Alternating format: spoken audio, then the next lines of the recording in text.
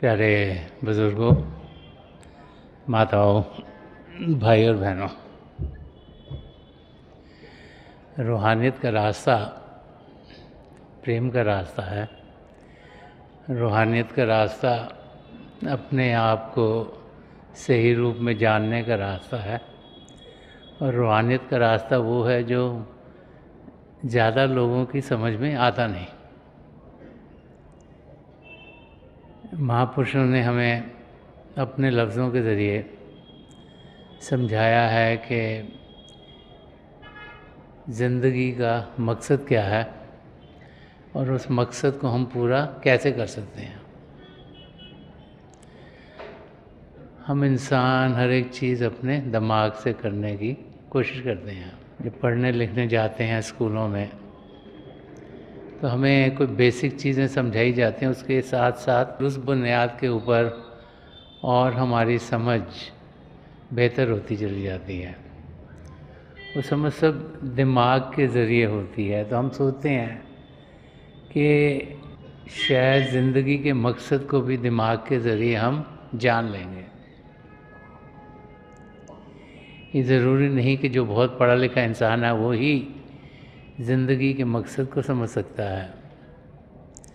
और वो रास्ता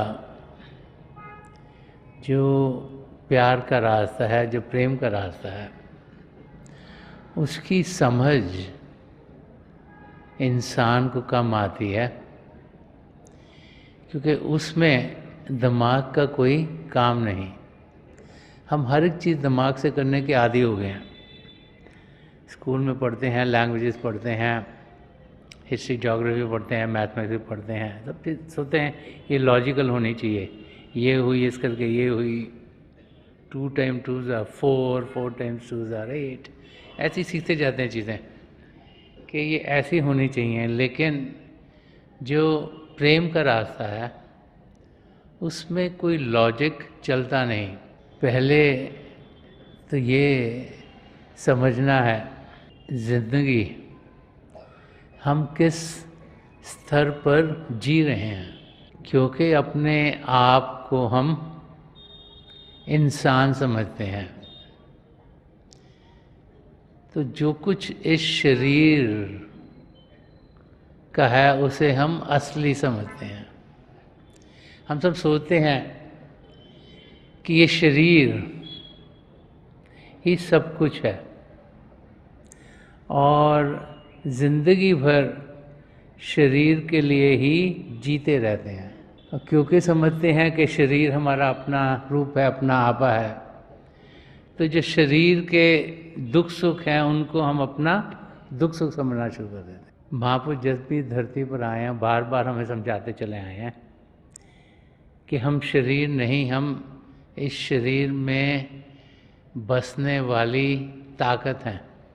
उसे आत्मा कहें, रूह कहें, सोल कहें, स्पिरिट कहें, किसी भी नाम से पुकारें। तो पहले तो इंसान को ये समझ में नहीं आ रहा कि हम हैं कौन। ज़िंदगी भर अगर अपने आप को शरीर समझते रहे तो फिर वो कार्य करेंगे जो हमें लगेगा शरीर के लिए बेहतर है। जब तक ये समझ में ना आए कि हम शरीर नहीं, हम आत्मा हैं, तब तक असलियत की ओर कदम हम बढ़ा नहीं पाते। जब उस अवस्था तक पहुंचते हैं तो आत्मा का अनुभव कैसे कर पाएं, ये कैसे जानें कि हम शरीर नहीं। क्योंकि शरीर को तो हाथ लगाओ, शीशे में शक्ल देखो, हमें लगता है कि हम हैं। लेकिन आत्मा को देखें कैसे? कौन सी आंखें चाहिए जिससे कि आत्मा दिखे? कौन से कान चाहिए ताकि कुछ आवाज़ें सुने? कैसे हम पिता परमेश्वर से कनेक्शन निकालें? क्योंकि जो दिखता नहीं उसे जाने कैसे, पहचाने कैसे? तो इस किस्म के सवाल हमारे सामने आने शुरू हो जाते हैं। तो जो रूहानियत का रास्ता है, जो प्रेम का रास्ता है, उसके बारे संत दर्शन सिंह जी महाराज ने बड़ा खोल खोल के समझाया हुआ है।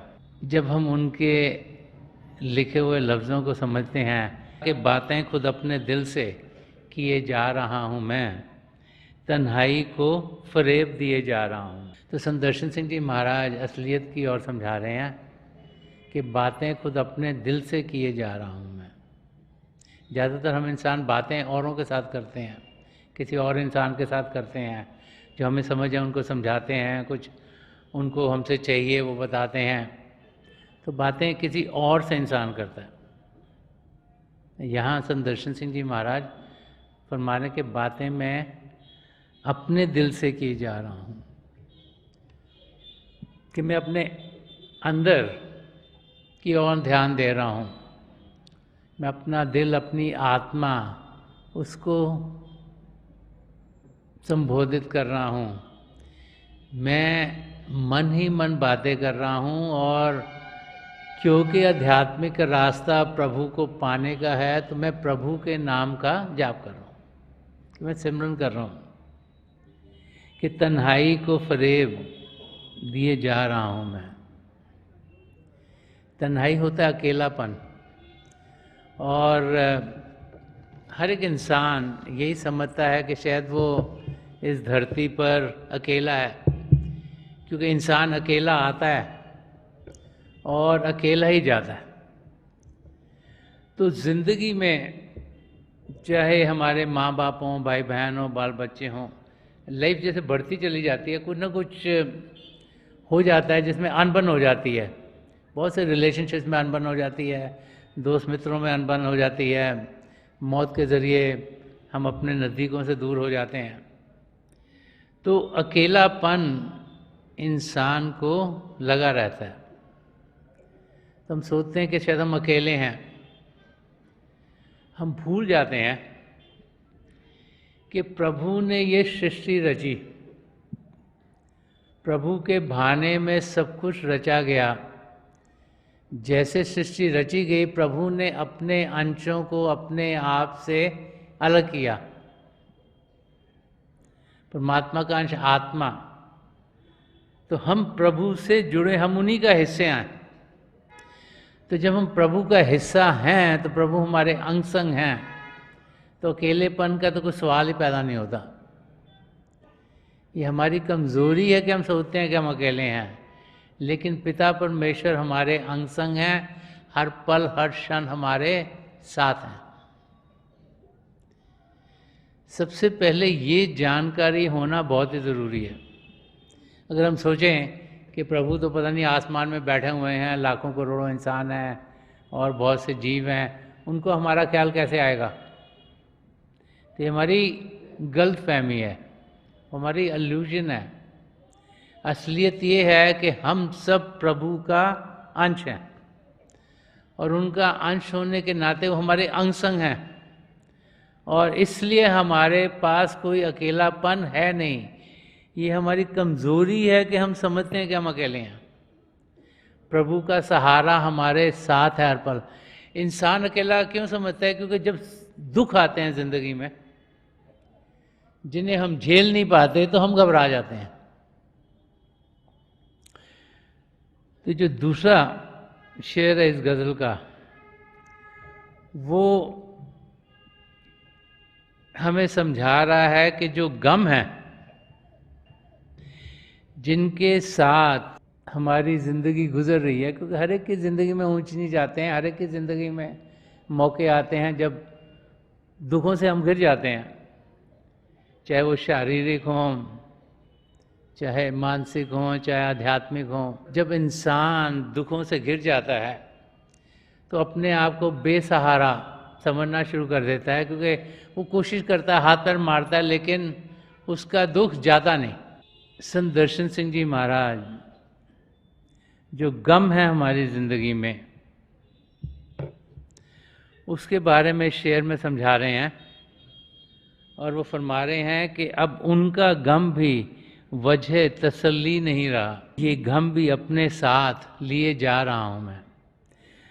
तो ये जो शेर है, इसका मीनिंग बहुत ही गूढ़ा है। पहले तो ये समझना चाहिए कि गम है क्या। तुलसी साहब ने भी फरमाया कि कोई तो तन मन दुखी, कोई चित्त उदास, एक न एक दुख सबन को सुखी संत का दास। किसी को तन का रोग है, किसी को मन का रोग है, कोई चित्त से उदास है, कि हर एक को कोई ना कोई दुख है। वो नानक देव जी महाराज ने फरमाया कि नानक दुखिया सब संसार। तो तुलसी साहब फरमा रहे सुखी कौन है? सुखी संत का दास। संत का दास सुखी क्यों है? क्योंकि एक पूर्ण महापुरुष अपनी तवज्जो देकर हमें असलियत के दर्शन कराते हैं। असलियत क्या है उसको दर्शाते हैं, ताकि हमारी समझ सही हो, हम असलियत को जानने के लायक हों और हम अपना रिश्ता नाता पिता परमेश्वर के साथ गूढ़ा कर पाएं। तो उस स्टेट तक हम सबको एक संत महापुरुष पहुंचा देता है, जिसमें कि हम असलियत की जानकारी पाते हुए ये समझें कि जो दुख हमारी ज़िंदगी में हमें लग रहा आ रहे हैं वो और कुछ नहीं, हमारे कर्म है जो कि हमने झेलने हैं। ये जाने कि ये नहीं कि प्रभु चाहते हैं हम दुखी हों। बहुत सी बार हम तो प्रभु से भी नाराज़ हो जाते हैं कि हमारी ज़िंदगी में हम सोचते हैं कि प्रभु हमें सहारा क्यों नहीं दे रहे। जब हम सोचते हैं कि हमारे दुख बहुत बढ़ गए हैं, हमें मदद क्यों नहीं मिल रही, तो इंसान प्रभु से भी शिकायतें करनी शुरू कर देता है। मगर हम भूल जाते हैं कि ये जो दुख हमारी ज़िंदगी में आया है या आ रहा है, ये हमारी करनी करके है। जैसी करनी वैसी भरनी। कि जब हम अपने आप को सही रूप में जान पाएंगे तो हम देखेंगे कि जैसा व्यवहार हम औरों के साथ करते हैं उसी का रिफ्लेक्शन है कि हमारी ज़िंदगी में क्या हो रहा है। तो महापुरुष इसलिए बार बार समझाते हैं कि हम सच्चाई की ज़िंदगी जिएं, प्रेम से जिएं, करुणा से जिएं। तो जो गम है हमारी ज़िंदगी में वो तरह तरह के हैं। अगर हमें समझ में आ जाएगा कि किस किस्म के गम हैं तो फिर हम उनको झेलने में सफल हो पाएंगे। संत दर्शन सिंह जी महाराज ने और कई शेरों में किस किस्म के गम हम इंसानों को हो सकते हैं और कैसे हम उन्हें समझें और कैसे हम उनसे गुजर सकते हैं, उसका रास्ता भी अपने अलग अलग शब्दों में समझाया है। एक जगह और फरमा रहे हैं कि गमे दुनिया गमे हस्ती गमे जाना गमे दिल। कि गमे दुनिया गमे हस्ती गमे जाना गमे दिल, कितने ही कांटों से उलझा हुआ दामा देखा। कह रहे दुनिया का गम, इंसान जब दुनिया में रहता है तो दुनिया में क्या हो रहा है, अच्छा क्यों नहीं हो रहा, उसका गम उसको लगा रहता है। क्यों कहीं पे खाने को लोगों को नहीं मिलता, क्यों कहीं पे लड़ाइयाँ हो रही हैं, क्यों अलग अलग चीज़ें नहीं हो रही जो बेहतर होनी चाहिए, उसका गम इंसान को लग जाता है। गमे हस्ती, अपनी ज़िंदगी का गम, अपनी लाइफ में गम क्यों आ गया, क्या हम कुछ करते कि वो नहीं आता। इंसान वो चीज़ें जो उसको ठीक नहीं लगती जब उसकी ज़िंदगी में होती है उसका गम उसको लगा रहता है। गमे जाना, प्रेम का गम, जो अपने जो नज़दीकी हैं, जो रिश्तेदार हैं, जो मित्र हैं, उनके जिनको हम अपना नज़दीकी समझते हैं उनसे अनबन होती है, उनमें जो रिलेशनशिप ठीक नहीं रहते, उसका गम। और गमे दिल, आत्मा का गम। आत्मा का गम क्या गम है कि हम प्रभु से बिछड़े हुए हैं। हम प्रभु के अंश हैं लेकिन उनकी नज़दीकी नहीं पा रहे, और क्योंकि आत्मा का गम है इसलिए बाकी सारे गम है। संत कृपाल सिंह जी महाराज फरमाया करते थे on spiritual health depends the health of the body and the mind. कि जैसे हमारी आत्मिक सेहत होगी वैसे ही हमारी मानसिक और शारीरिक सेहत होगी। जितने भी गम हैं हमारी ज़िंदगी में वो इसलिए हैं कि हम प्रभु से दूर हैं। हमें उनकी नज़दीकी नहीं मिल रही, हम उनको जान नहीं रहे, हम उन्हें पहचान नहीं रहे, हम उनसे एक में एक नहीं हो पा रहे।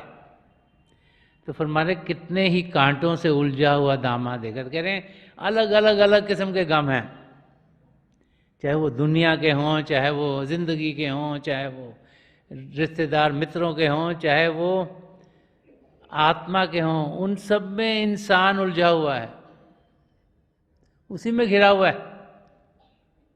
उसको ये भी ठीक नहीं लग रहा, वो भी ठीक नहीं लग रहा, इसको भी ठीक करने में लगा, उसको भी ठीक करने लगता है, और सारी जिंदगी उस तरीके से ही गुजर रही है। एक जगह और संदर्शन सिंह जी महाराज ने फरमाया, वो फरमा रहे हैं कि गमे हयात है दिल को, ना फिक्र दुनिया है।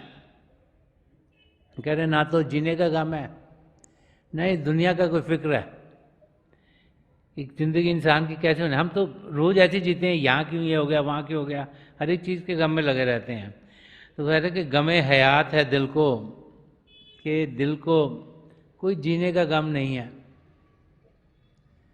क्यों? क्योंकि यकीन है कि हमारी ज़िंदगी प्रभु के भाने में चल रही है।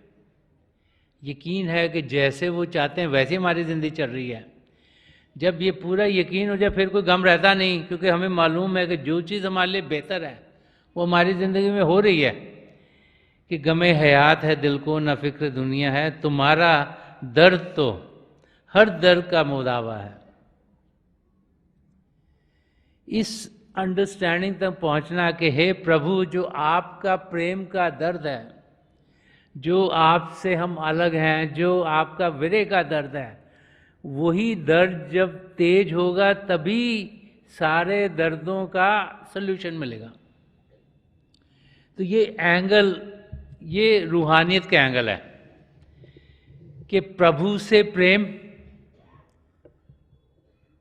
होना, उसका अनुभव करना ज़रूरी है, और एक तड़पन हमारे अंदर होनी कि हम प्रभु से अलग हैं, कि विरह की ज़िंदगी हम जी रहे हैं, और उस तड़पन की ज़िंदगी जिसमें कि प्रभु को हम जानना चाहते हैं लेकिन उन्हें जान नहीं रहे, पा नहीं रहे, उनसे दूरी हो रही है, और जो उसका गम है वो और तेज होता जाएगा। जब तेज होता जाएगा तो क्या होगा, तो लगन उनको पाने की और बढ़ेगी।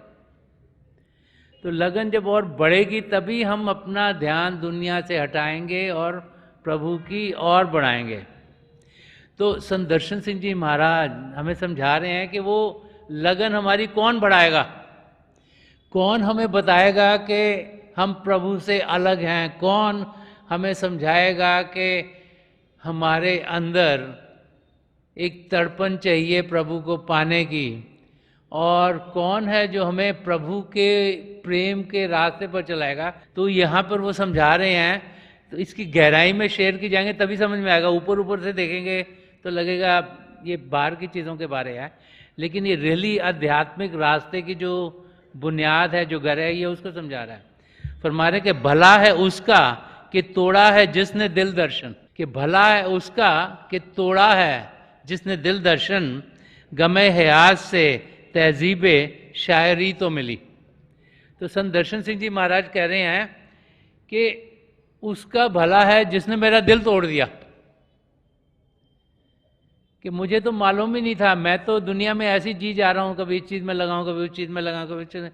तो किसी ने मुझे समझाया कि तुम्हारा तो रिश्ता नाता प्रभु के साथ है।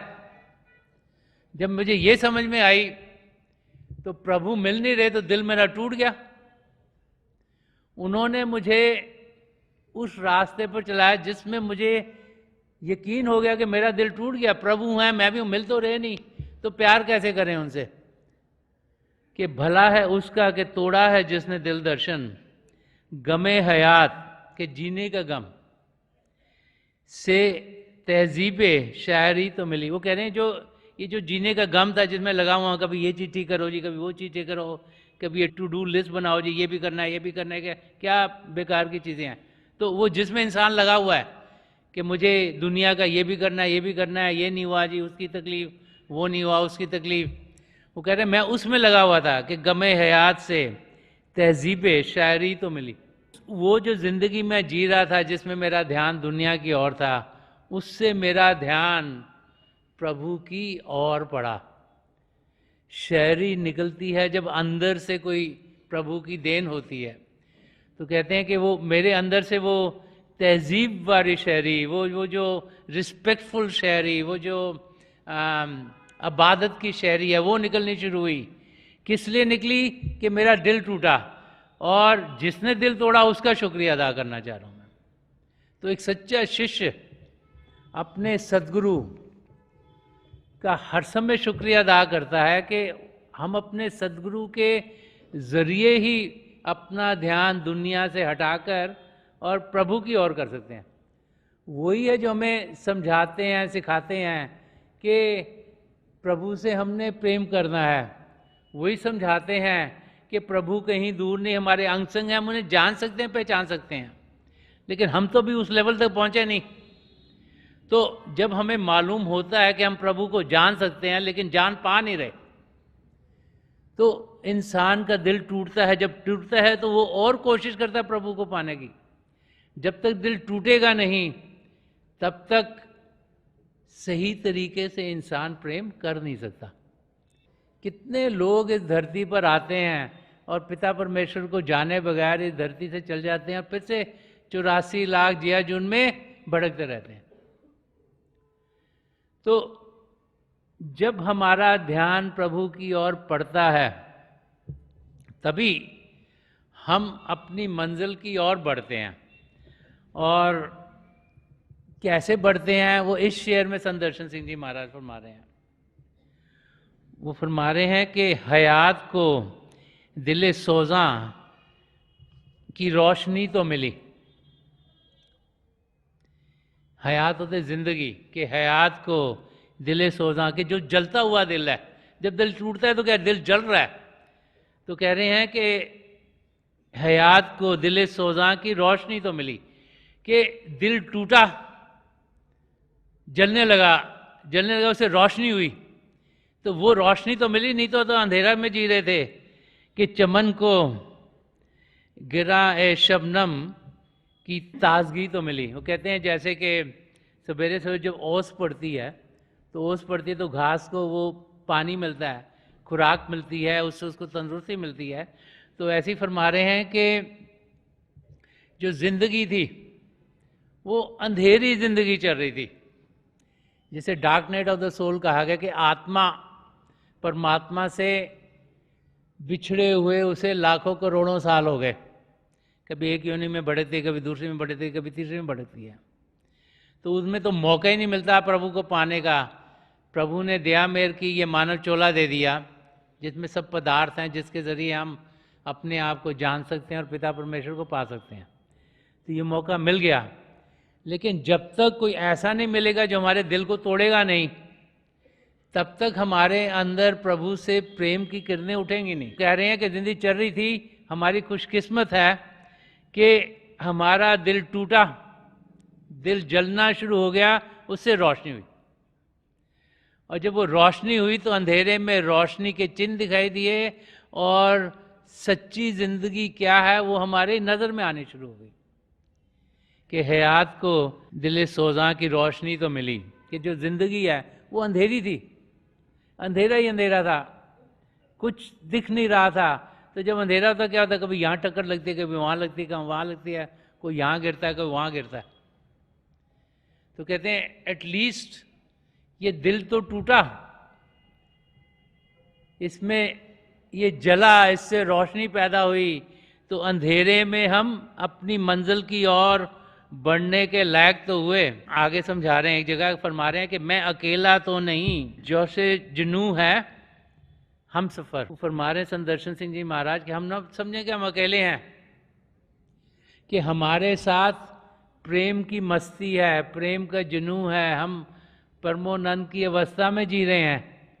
क्योंकि वो इंसान जिसको ये अनुभव हो जाता है वो आत्मा है, और वो इंसान जिसे नाम की देन मिलती है उसका कनेक्शन फिर अंदर में प्रभु के जो दो जाति रूप हैं, ज्योति और श्रुति के साथ हो जाता है।